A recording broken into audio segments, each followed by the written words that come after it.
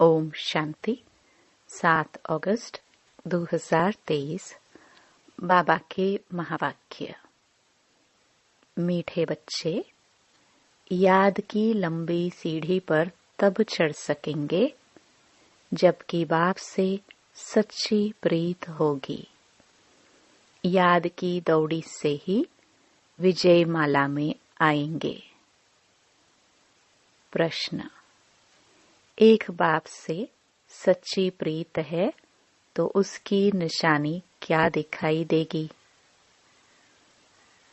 उत्तर। अगर सच्ची प्रीत एक बाप से है तो पुरानी दुनिया, पुराने शरीर से प्यार खत्म हो जाएगा। जीते जी मर जाना ही प्रीत की निशानी है। बाप के सिवाय किसी से भी प्यार न हो।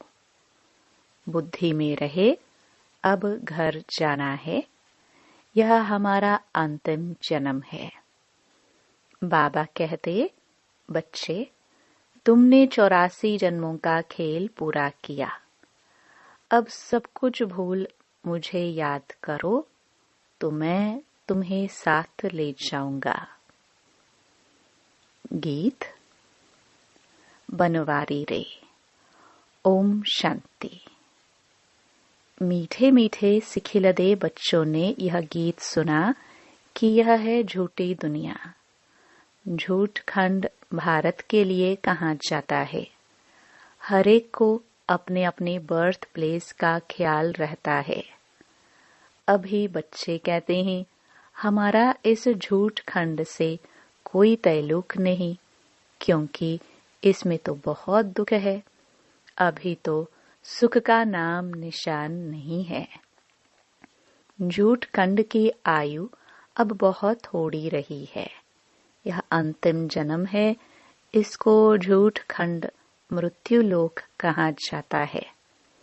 वह है अमर लोक। मृत्यु लोक में काल खा जाता है। फिर पुनर्जन्म झूठी दुनिया में ही लेते हैं।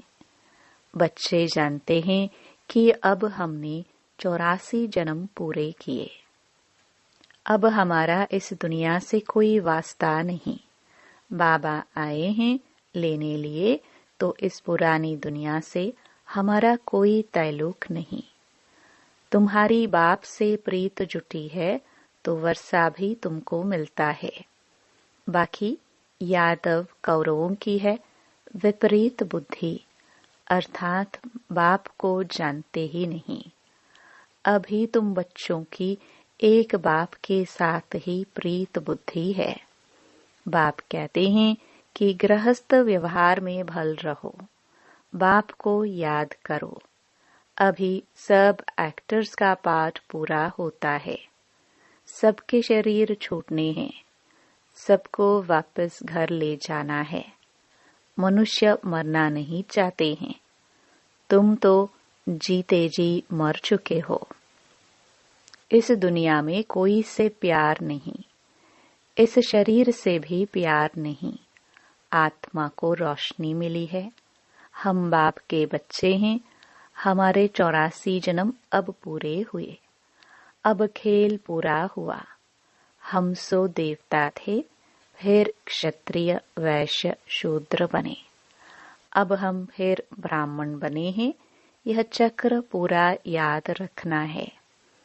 आत्मा कहती है कि बरोबर पुनर्जन्म लेते लेते अभी यह अंतिम जन्म है। बाप आया है लेने लिए। अनेक बार हमने 84 जन्मों का चक्कर लगाया है। स्वदर्शन चक्रधारी बने होना। समझाया जाता है कि ऐसे हमने 84 जन्मों का चक्कर लगाया है। सभी भारतवासियों के पूरे 84 जन्म नहीं कहेंगे। जो ब्राह्मण बनते हैं वही समझते हैं। 5000 वर्ष पहले भी समझाया था। हे बच्चे, तुम अपने जन्मों को नहीं जानते हो।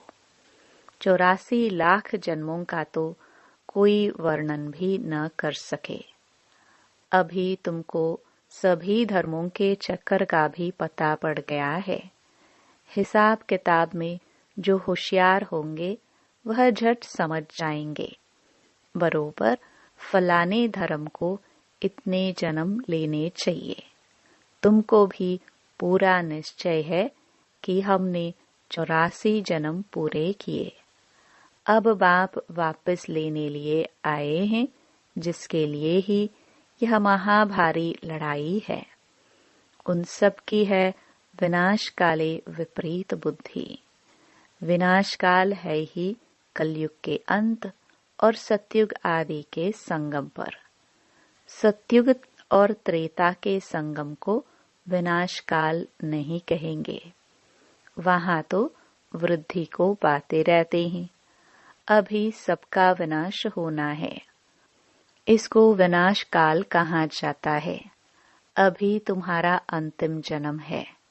इसके पहले बाप आए तो कह न सके कि तुम्हारा यह अंतिम जन्म है। जब खेल पूरा होता है तब ही मैं आता हूँ। तुम जानते हो बरोबर हम आत्माएं 84 जन्म लेती है।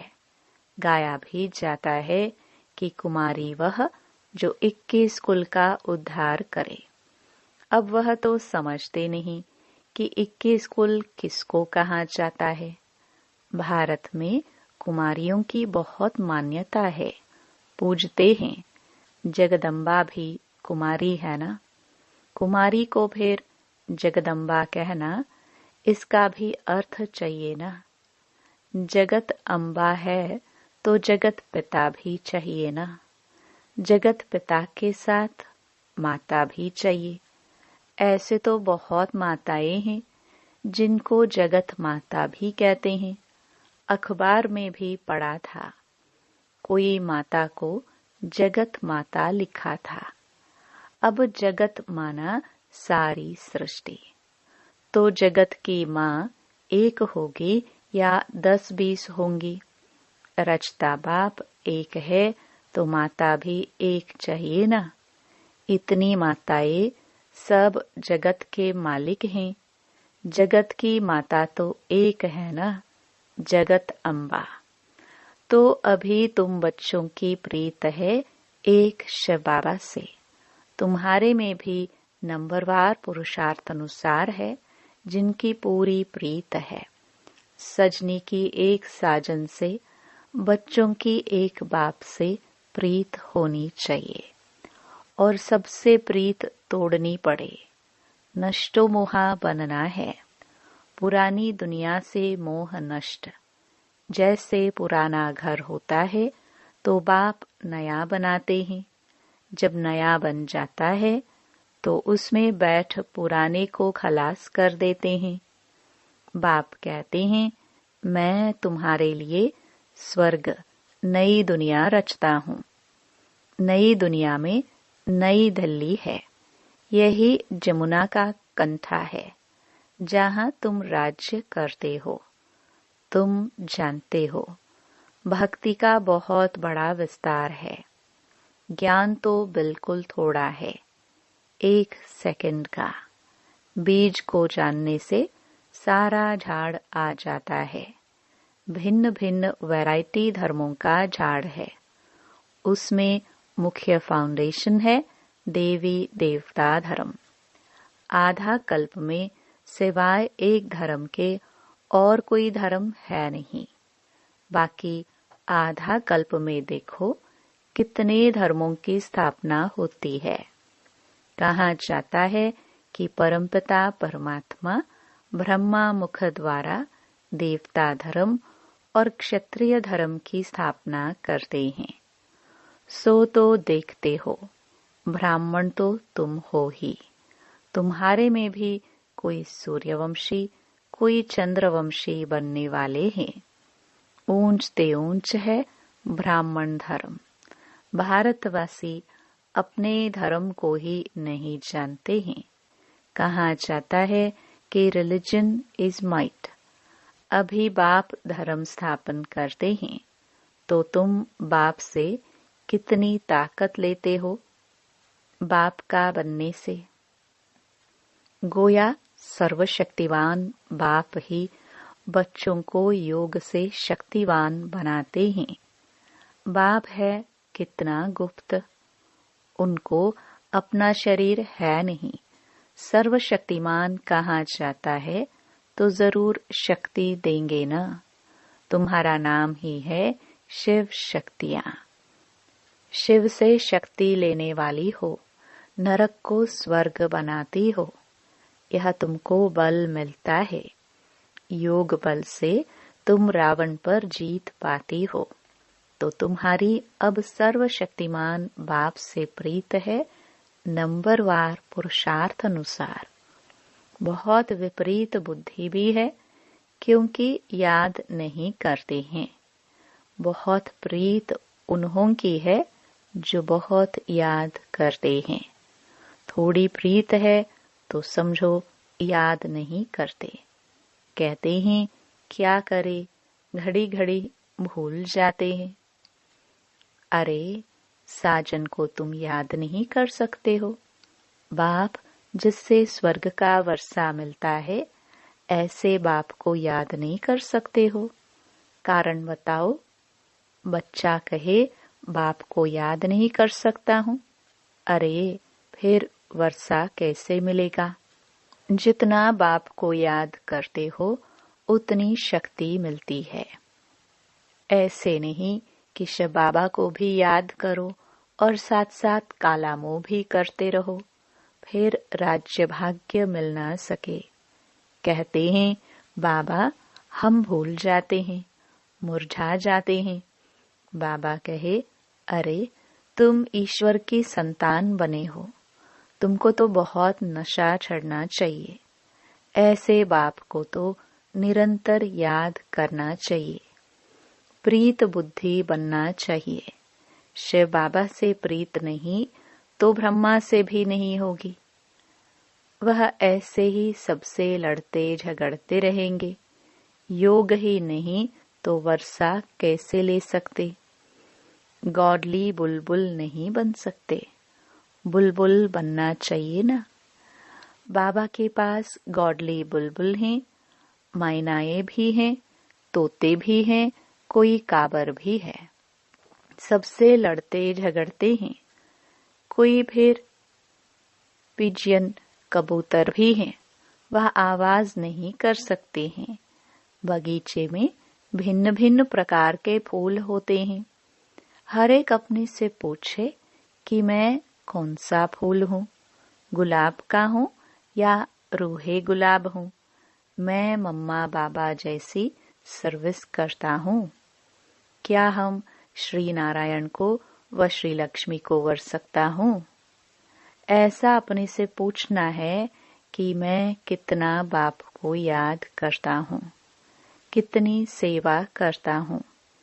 बाप से तो जरूर वर्षा मिलना है। निराकार परमपिता परमात्मा भारत में आए हैं, जरूर भारत को स्वर्ग बनाया होगा। जरूर शिव बाबा आए तब तो सत्युग बनाएंगे ना। शिव की जयंती मनाते हैं। शिव का भी बर्थ प्लेस है तो श्री कृष्ण का भी बर्थ प्लेस है। कृष्ण की जयंती तो बड़े धूमधाम से मनाते हैं। अभी तो शिव जयंती की छुट्टियां भी नहीं करते। अंधेर नगरी है ना, यहाँ पर है ही प्रजा का प्रजा पर राज्य। होना चाहिए राजा रानी का राज्य। वह तो ड्रामानुसार है ही नहीं। तुम जानते हो कि भारत पवित्र राजस्थान हो जाएगा, तो उन्हों को भी जगाना है। फिर से दैवी राजस्थान स्थापन होता है। अभी आसुरी राजस्थान हो गया है। पहले भारतवासी पवित्र थे, अभी तो अपवित्र बने हैं। तब तो लोग उन्हों की पूजा करते हैं। अभी तो नो राजस्थान। तुम चिट्ठी लिख सकते हो अथवा अखबार में भी डाल सकते हो कि भारत 5000 वर्ष पहले दैवी राजस्थान था, अभी नहीं है। तुम हो ईश्वरीय बहन भाई।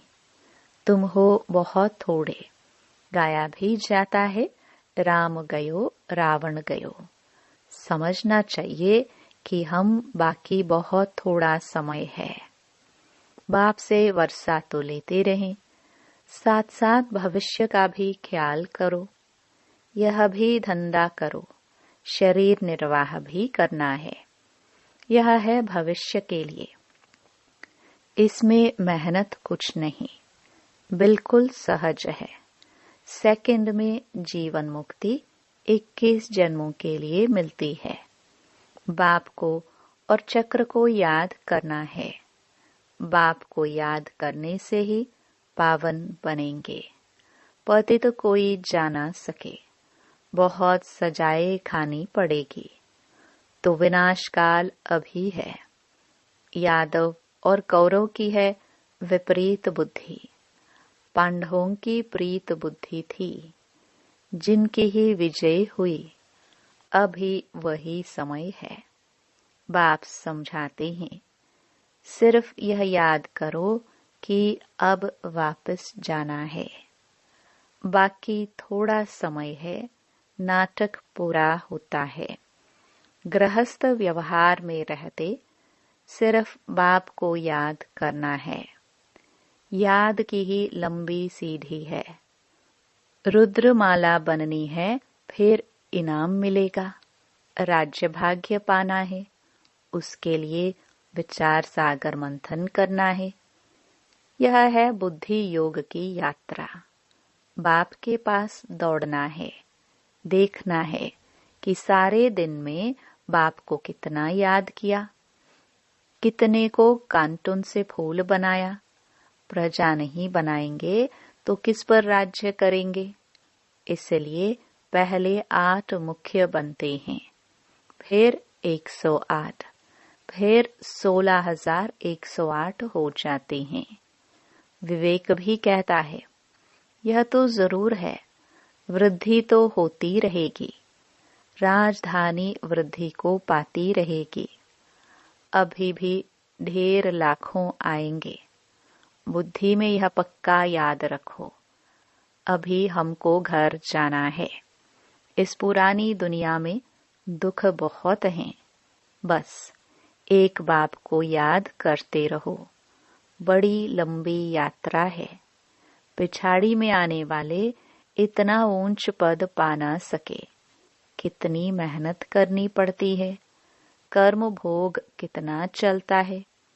फिर पिछाड़ी में आने वाले इतनी मेहनत कैसे कर सकते हैं जो विकर्म विनाश हो जाए।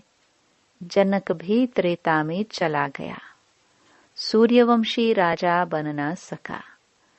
राजा था, सरेंडर भी हुआ, परंतु टू लेट आया तो चंद्रवंशी में चला गया। इन बातों को ब्राह्मण ही समझ सकते हैं, शूद्र समझ ना सके। कईयों को प्योरिटी अच्छी लगती है, परंतु प्योरिटी में रहकर भी दिखाए ना। सन्यासियों के फॉलोवर्स कहलाते हैं, खुद तो पवित्र बनते नहीं तो फॉलोवर्स कैसे हुए। यह भी झूठ हुआ ना। कोई भी सत्संग में एम ऑब्जेक्ट होती नहीं। कितने ढेर सत्संग हैं। यह तो बाप ही आकर मनुष्य से देवता बनाते हैं। विश्व का मालिक तुम बनते हो, एक शिव बाबा की याद से। बाप को याद ही नहीं करेंगे तो वर्षा कैसे मिलेगा। यह तो तुम्हारा काम है। पुरुषार्थ कर निरंतर याद करना है। निरंतर याद रहे, वह अवस्था अंत में होगी, अभी नहीं है। पिछाड़ी में 8 ही विन करते हैं। याद करते करते सबसे पहले जाते हैं। अच्छा, मीठे मीठे सिखिलदे बच्चों प्रति माता पिता बाप दादा का याद प्यार और गुड मॉर्निंग। रूहानी बाप की रूहानी बच्चों को नमस्ते। धारणा के लिए मुख्य सार। पहला, विनाश काल का समय है, इसलिए देहधारियों से प्रीत तोड़ एक बाप से सच्ची प्रीत रखनी है। इस पुराने घर से मोह नष्ट कर देना है। दूसरा, ज्ञान की बुलबुल बन आप समान कांटों को फूल बनाने की सेवा करनी है। याद की दौड़ लगानी है। वरदान, सर्व योग्यताओं द्वारा स्वयं को वैल्यूएबल बनाने वाले बेफिक्र बादशाह भव। बाप स्वयं बच्चों को ऑफर करते हैं, बच्चे योग्य राइट हैंड बनो, योग्य सेवाधारी बनो। जो योग्य होता है वह बेफिक्र बादशाह होता है। चाहे स्थूल योग्यता चाहे ज्ञान की योग्यता मनुष्य को वैल्यूएबल बनाती है। योग्यता नहीं तो वैल्यू नहीं रहती। रूहानी सेवा की योग्यता सबसे बड़ी है। ऐसी योग्य आत्मा को कोई भी बात रोक नहीं सकती। योग्य बनना माना मेरा तो एक बाबा, बस और कोई बात बुद्धि में न हो। स्लोगन, एकरस स्थिति का अनुभव करना है तो एक बाप द्वारा सर्व रसों की अनुभूति करो। ओम शांति।